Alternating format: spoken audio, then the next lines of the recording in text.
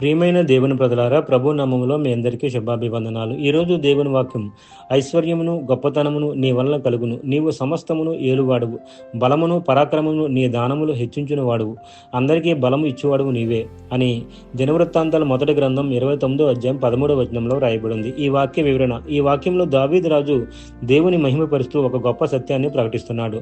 మనకు కలిగిన ఐశ్వర్యం, గౌరవం, బలం, పరాక్రమం అన్నీ దేవుని నుండే వస్తాయి.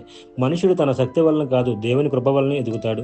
మన జీవితంలో విజయాలు వచ్చినప్పుడు గర్వపడకుండా వాటి మూలం దేవుడేనని గుర్తుంచుకోవాలి. అదేవిధంగా బలహీనతలు ఉన్నప్పుడు కూడా దేవుడు బలమిచ్చేవాడని ఈ వాక్యం మనకు ధైర్యం ఇస్తుంది.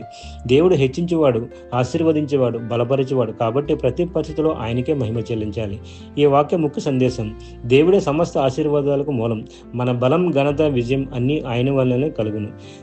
చిన్న ప్రార్థన. పరలోక తండ్రి, మా బలం, ఆశీర్వాదం, విజయం అన్నీ నీ వల్లనే వచ్చినని మేము నమ్ముచున్నాం. ప్రతి పరిస్థితిలో నిన్నే ఆధారపడినట్లు మాకు సహాయం చేయము. బలహీనతలో బలమును, నిరుత్సాహంలో ధైర్యమును అనుగ్రహించు. మా జీవితం ద్వారా నీ నామం మహిమపరుస్తుంది గాక. యేసు నామంలో ప్రార్థించుచున్నాము. ఆమేన్.